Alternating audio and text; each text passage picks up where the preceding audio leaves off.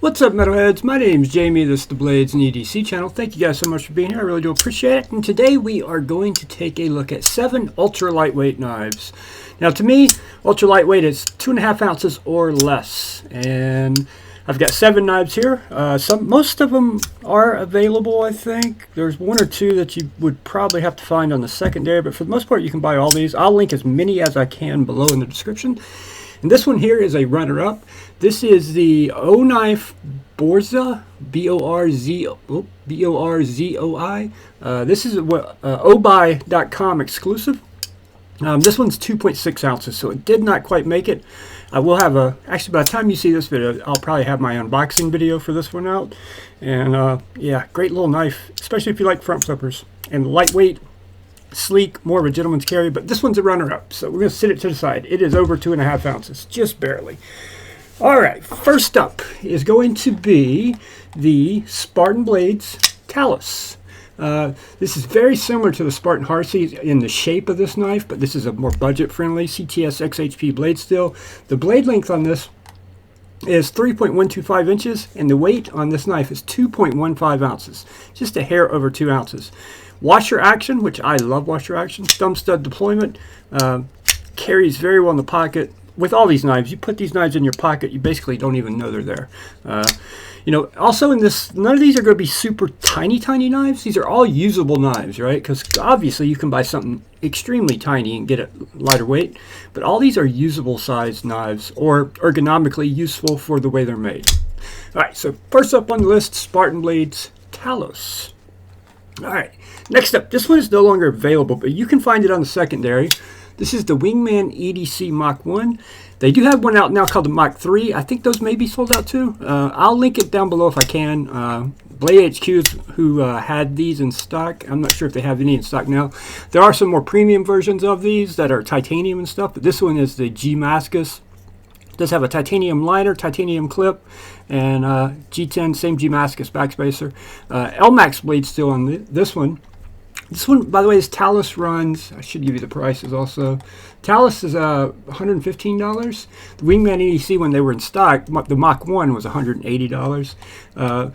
Blade length on this one is 3 inches even, and it weighs 2.17 ounces. So again, just a hair over 2 ounces.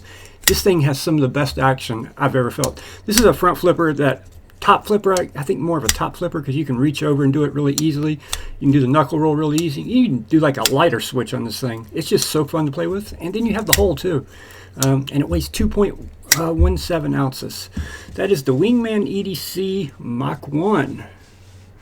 Alright, next up on the list is the Spyderco Little Native. Now, this one does have a smaller blade length than most of these knives, but because of the way the ergos are and the way the finger choil is, it feels bigger in hand than it is, and I can get through a whole day's work task, cutting task with this little knife. It's fine. The blade length on this one's right at 2.5 inches, and the weight on this one's 2.4 ounces. Now, it does come with a wire clip. I have replaced the clip. That knocked mine up just a hair, I'm a couple tenths of an ounce heavier with this lynch clip than the wire clip, so not a big deal. G10 scales.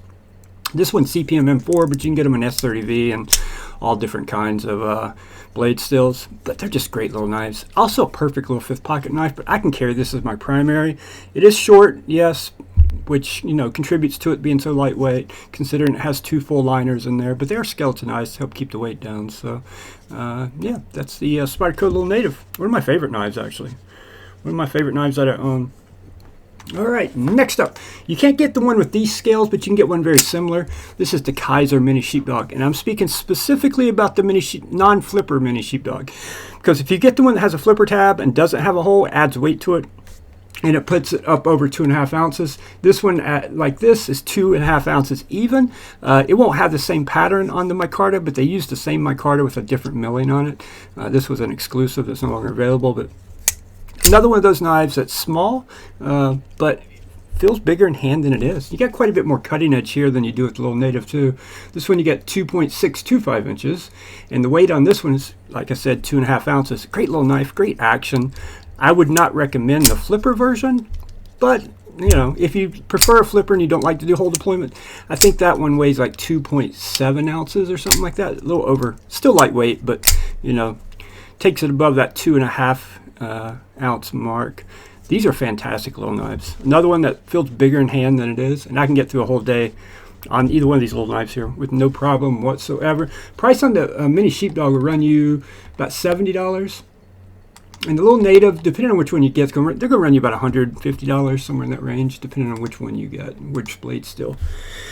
Next up is one of my favorite knives of the year so far, and this one's amazing. I can't believe more people aren't talking about this knife. This is the Real Steel Sakura. Need to point out you can't get it with these scales. This was a giveaway. There were 2 of these prototypes that Real Steel did a giveaway on Instagram. I was lucky enough to win one of them. But you can get it with Micarta or G10. And this one has 3.2 inch blade, and the weight comes in at 2.5 ounces.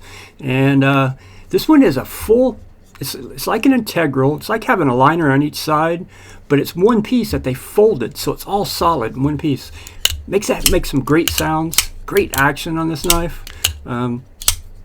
Yeah, just all around, this is a great knife. I mean, for the money too. These run about, what was the price on these? $70 also on Blade HQ, which is a great deal.